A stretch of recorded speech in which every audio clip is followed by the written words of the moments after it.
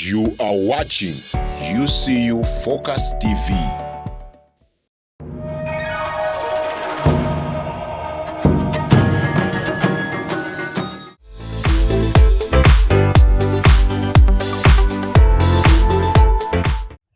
And welcome to Focus Podcast with me, yours truly, Yvonne Mutesi. Now today, we are going to discuss a very boiling topic, and it's based on internal media regulations.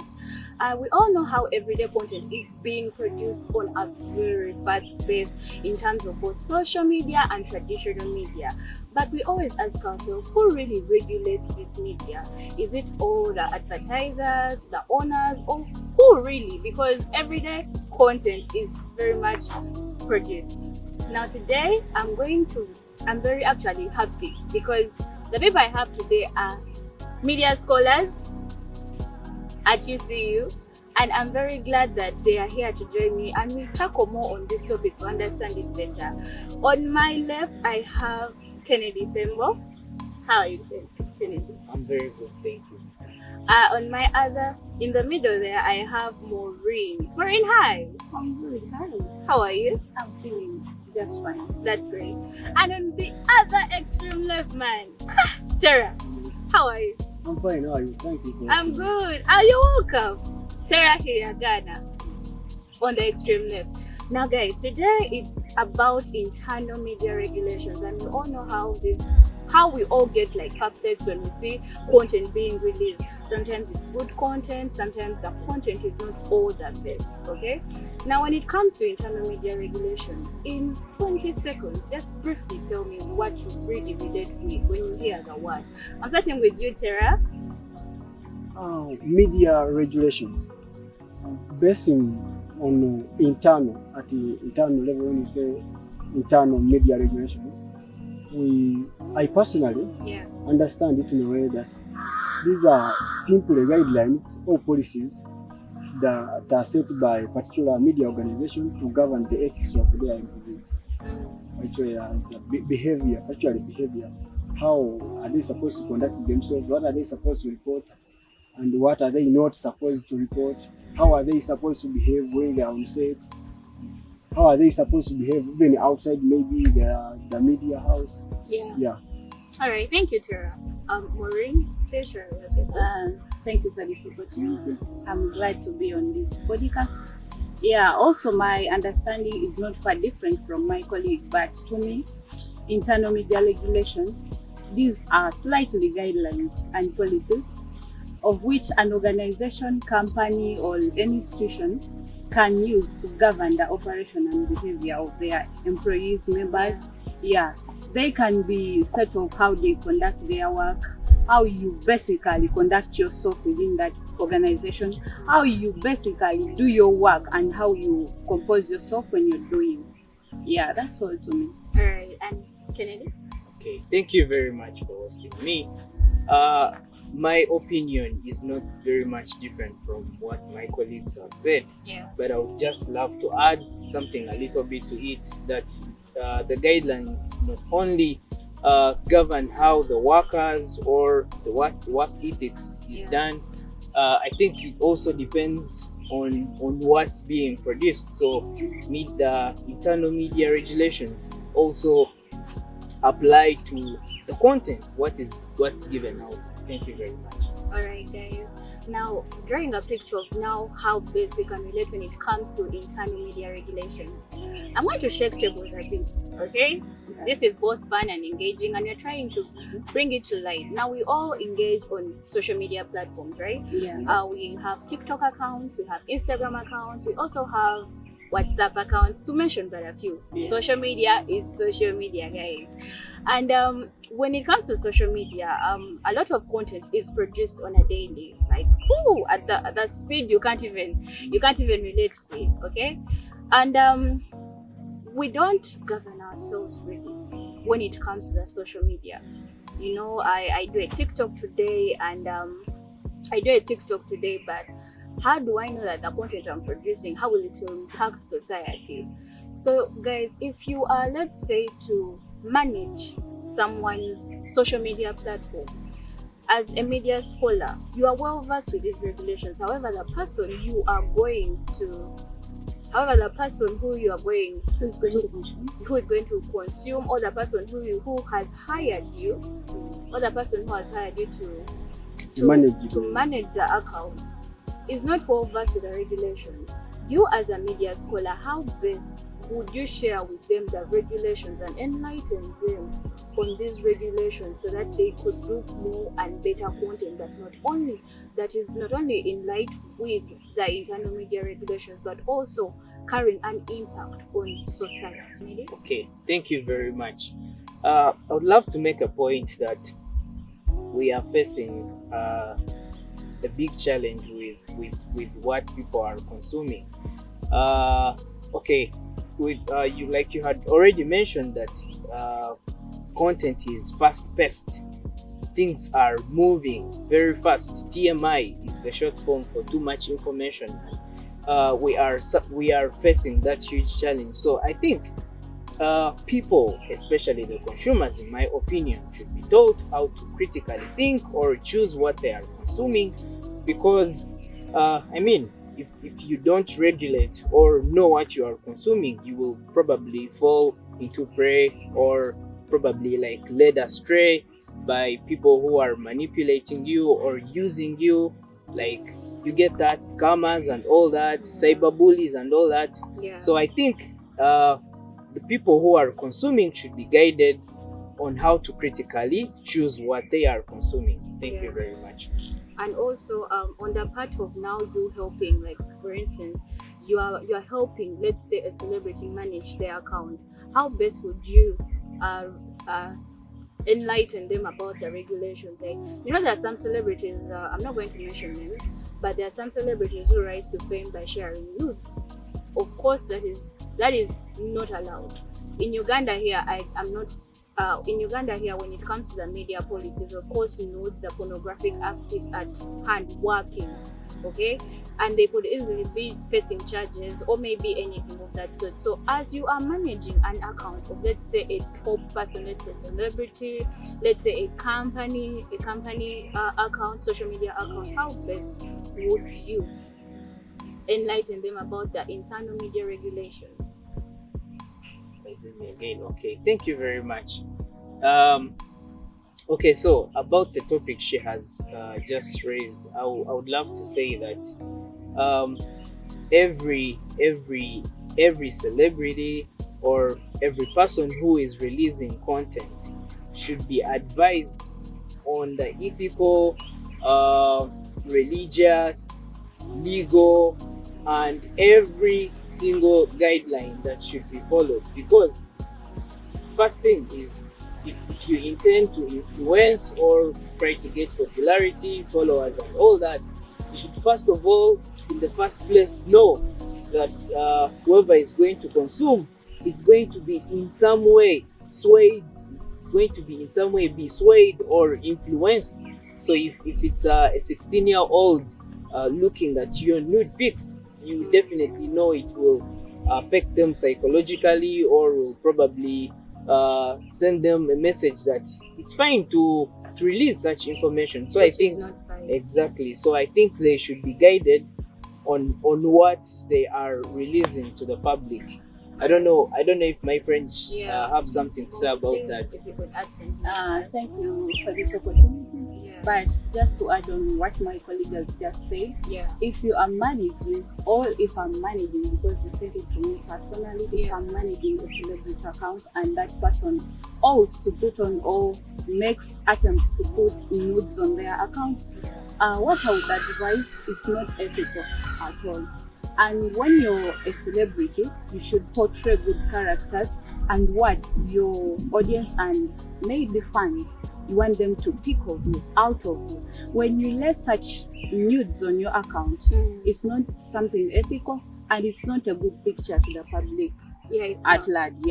So me, I would advise these people should follow the best guidelines. Like TikTok, when you attempt, it has a policy, when you attempt to attack one in another way, like all abusive language, you use an abusive language, or you put their content which is not liked by them, it will be disqualified by TikTok. So to me, I would advise that such people should follow the guidelines and rules Sure. so that we can move on. All right, thank you.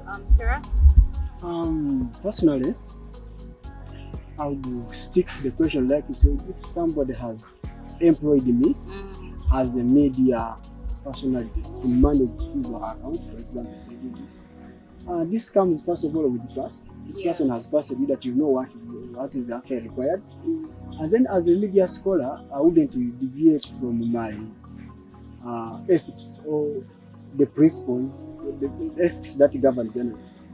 Like for us, we are not supposed to release information that either incites violence, information that maybe is misleading, if it is pornographic, things like that. So I would simply just stick to my ethical guidelines and say this can be published, this can't be published.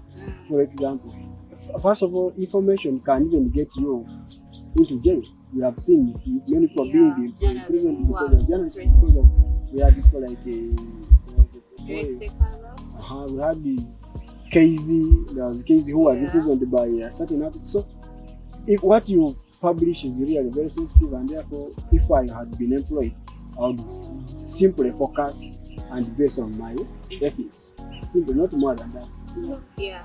And as ethics, a lot of us, we usually tend to forget our ethics as journalists because we are taken up by the first world whereby, you know, everything is just a click away. You get what I mean? Yeah. You be there and you find it's a trend, and because it's a trend, you always feel the urge. Why not also? Why don't I follow? But however, we have this as of course trained professional journalists. We are supposed to know exactly. If for instance a TikTok video is released and let's say it's trending, we're always supposed to know exactly the guidelines to this. Am I supposed to follow? Is it good content? How is it impactful to society? Does it even bring a positive impact to society? So my other next question now, guys, we're always controversial in very many ways. Like as media, we are always squeezed, but remember, we are the voice of the voiceless. We are called to be watchdogs of the people, and as watchdogs, there are always scenarios whereby our job puts us in different circumstances, guys. When it comes to covering content and information for people, we go through a lot. I have to say this. We do go through a lot to bring content to life or a story to life, and there's always different people playing a role in the kind of content released and the kind of content withheld because it's media. It's information based.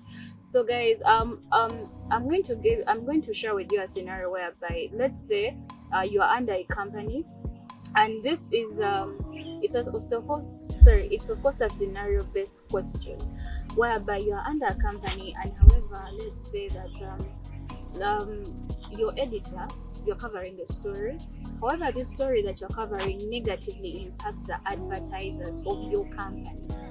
And remember, as a journalist, as a media scholar, as a person well versed with this, you are supposed to bring information to the public for the public good, because this information at the end of the day helps the public. It maybe brings justice to that person who is seeking it. However, that information which is going to be leaked is going to affect your job with the advertisers. And remember, advertisers are huge proprietors of the media, because without advertisers, they are among the major contributors when it comes to media being here where we are.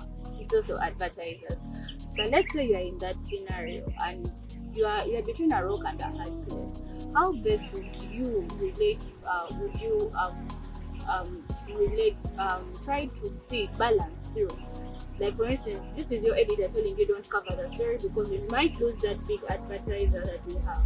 But then it's you as a media or a journalist person, you want to cover the story because it will bring justice to the person seeking it. As you, how best would you, in that place and position, that broke and a hard place, how would you tackle the situation? Okay, thank you very much. I appreciate the opportunity you've given me to make my opinion.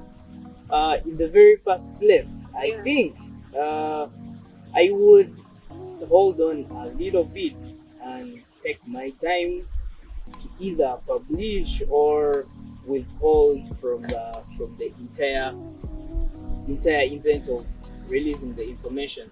I think it's a hard choice to make here, because you either stand the position of losing your job, or you still have to bring justice to these people. So I think, in my opinion, I would first withhold and look before I take or jump to any conclusion. Thank you. Maureen? Thank you for this opportunity once again. Just I will not differ so much from what my colleague has said. Of course, when I'm in that situation between a rock and a hard place, so here you have to secure your job as a person, and then you have to also rescue all to work in The public. Yeah, to the public and secure those people's interests. Yes. Yeah. If I'm in that saga, when my media house, remember we are talking of based on internal regulations. Yes. They have their own rules. Have an editor who is And I'm not also a professional journalist. I have to follow my professional ethics. right. There, when I stand into such a scenario, I will take a stand. I withhold, first of all, a bit. Then I relate to my media house guidelines. Right. Then I think of my position and how best I can help my people, like the audience which are being influenced or affected, rather, Right. with what I want to bring out. So in this case, I have to take a very good stand. But remember, in Uganda, jobs are also very, The media. yes. That's very true. Yeah, in We Uganda, really you have to. You are at we want our crossroads, you jobs. don't know what Yeah, That we one do is, want yeah. our jobs. We do want our jobs. Yeah. You can't just go against mean, your editor. I just studied 18 years to get to where I am. yeah, but then- it's not a very easy Yeah. choice to take, but at least you first take your time as a professional journalist. To me, that's what I think. Then you think of the best solution, how to handle the audience, and then with your media house, not to leave controversies and even end up losing your job. Yeah. That's Thank you, Maureen. Tara? Thank you. But personally, I think this would be one of the most traumatizing moments for journalists, True. because if you are going against your media house or the advertisers of your media house, I would relate it with somebody cutting a branch that you are seated on. yeah, These are people So paying it's you. like These are yourself. people giving you what you eat. yeah, Maybe If they it's are a the reason why you are educating your children, yeah. and then you are here, you want to report a story that is against them. Yeah. Yeah, and then when it comes back to our ethics as journalists, they say seek the truth and report it. Yeah. So it is quite traumatizing. But Be a watchdog. personally, as a journalist, I wouldn't go against my editor. You Yeah. also know that we are also trained to respect authority. Yeah. Your editor is your boss. Yeah. So when you start insisting that I should now report, yet you have said you are not reporting, it is also unethical, because you are disrespecting your boss. But like any other journalist, very many of us, and based on the country where we are, which is Uganda, where if you have an opportunity, you grab it with the two hands, like my friend said here. You also know that, first of all, there are things in Uganda that are unheard of. For example, no, you cannot get somebody resigning in Uganda. Yeah, of It's course. very hard. Yeah. So if you start playing around with your job because you want to make some other person happy, I personally think I would consider myself. I don't find it would be a little bit honest, but as a Ugandan, living the You have to think because twice. Yeah. before being a journalist, I'm a Ugandan. Yeah. So as I go back to my to the origin, mere fact that I'm a Ugandan, I would first of all consider myself, because if I'm losing the job because I want another person to find justice, how do I benefit as an individual? I would definitely ignore the story. Well, for me, I agree with all your opinions, okay? Yeah. But guys, as a journalist, you're going to be a watchdog. A watchdog, friends. When it comes to being a watchdog, also a watchdog in terms of you reporting for the public interest. And I'm going to give an example.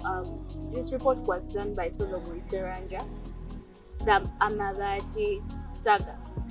Now, if Solomon didn't go, I don't know, he had to defy the media regulations, because no media house in Uganda would be able to shoot that story. Yeah, it's true. No media house, be it even the big media houses that we hear of. We know that there's always a lot going on in the newsroom, the kind of news to release and to withhold. However, when it's affecting people, when it's for the greater good of the people, there are some sacrifices you have to do in order to deliver the information. And he had to get that. He had to go against his bosses at that time and shoot the story elsewhere, because this is something affecting society. It's a big issue affecting people, and who knows, if he hadn't maybe shot, if he hadn't maybe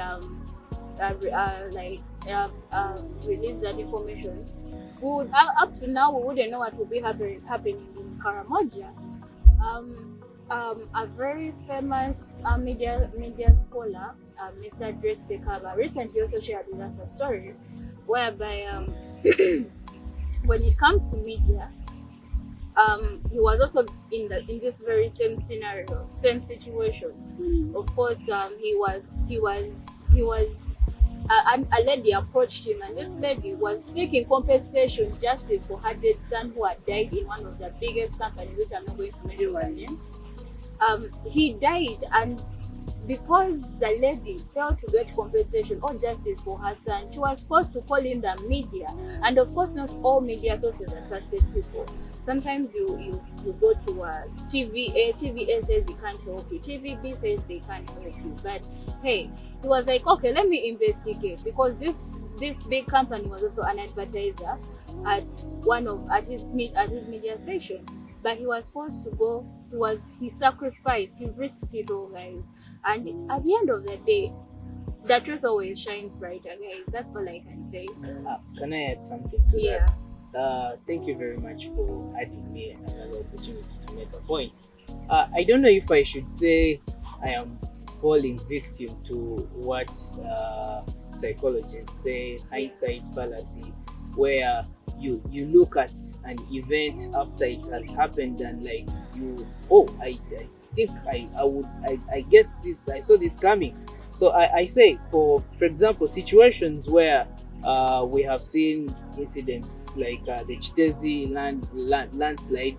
I say for such a situation, a journalist having an opportunity to report that before an event happens is supposed to look at the potential, what could be the consequences if I'm to keep silent. People might be affected. People might die. We can't say you know people are going to die.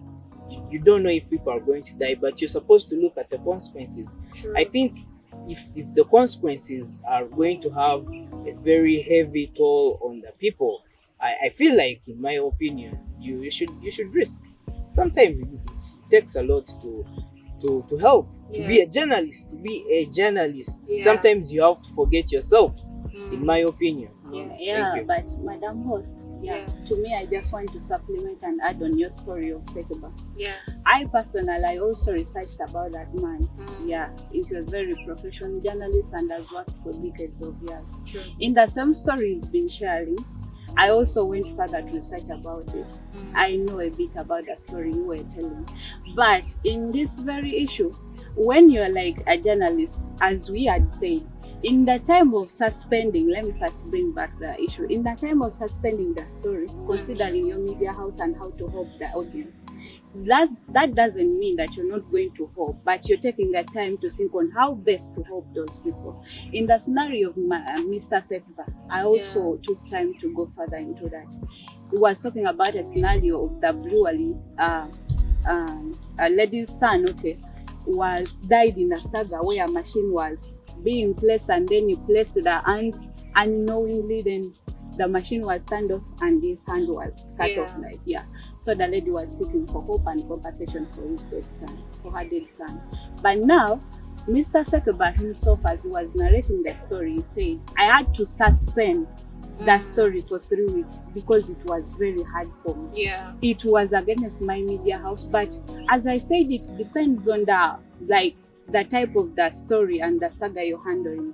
Mr. Sekba had to sit down and look for solutions because the kind of story was bringing justice to both the company and the madam. There was a lawyer in between there who was playing dirty games between the two. So when you see the impact and how best and what it will bring to the people, Mr. Sekba took his time to think that when I'm to go extra miles beyond my editor's rules and the media house to help even the audience, the lady who needed help, I will bring justice to the company and even to the lady, because there was a middleman playing games, and that was the lawyer. The company had compensated the lady, but then the lawyer was not faithful enough to pay the lady. So that in that case, I think Sekba took a stand which was hopeful. However, there was some controversies. Actually, that's where I was coming. That maybe this time he took to suspend the story. He had to do research and found out that actually the company had compensated. To investigate. So this story wouldn't affect the company, and if we had not reported this story, trust me, that was going to affect the company, because this lady would continue. This lady would continue lamenting that the company did not compensate her, yet in actual sense the company had compensated. And the lawyer was. So you look at the impact. I am very sure if this company had not compensated that lady, he wouldn't have published that story, because that meant it was in his Then if you talk about Solomon publishing the Mabati story, these people do not work for, like, they are not his bosses, These ministers don't advertise anything with maybe his media or his media. But if, for example, we say this was maybe any company or say any shop that had, for example, that had maybe mismanaged things, and they are such be a big sponsor to the what, and that means you are going to trust me, who wouldn't have published that. Oh, well, okay, guys. It's been a lively discussion. For those who are more interested, of course, in the discussion, we still have a lot to share. All the time, guys, the time. Although, to add on to that, what I would like to say is that as a journalist, for you to indulge into anything, let's say a risky story that you're about to cover, be it even an investigative story, it needs you to do a lot of fact checking, background checking on it thoroughly, to know what exactly you're getting yourself into. Because it can not only have an impact on you, because right now you are exposing yourself and someone could literally be following you, also you up, so you can put anyone around you in danger. So what I would like to add on to what all my friends here have said, my panel, distinguished panel, what they have said is that you need to always be well versed with the kind of information that you're about to spread, be it content in terms of videos, be it information. How true is it? Do fact checking. Make sure that you at least you are well conversant and cognizant of this information, because if you don't know, let me tell you, you won't be confident in anything. That you can't be confident if you're not competent enough. So you need to be well versed with all these things so that you can be able to bring out a very good story and also make a good journalist, a credible good journalist. Other than that, guys, that's all the time we had for you today on Focus Podcast with me, Yvonne Mutesi, and thank you so much for watching. Feel free to follow us on our social media platforms, that is UCU Focus Podcast. Thank you so much, and till next time. Thank you. Ciao. You are watching UCU Focus TV.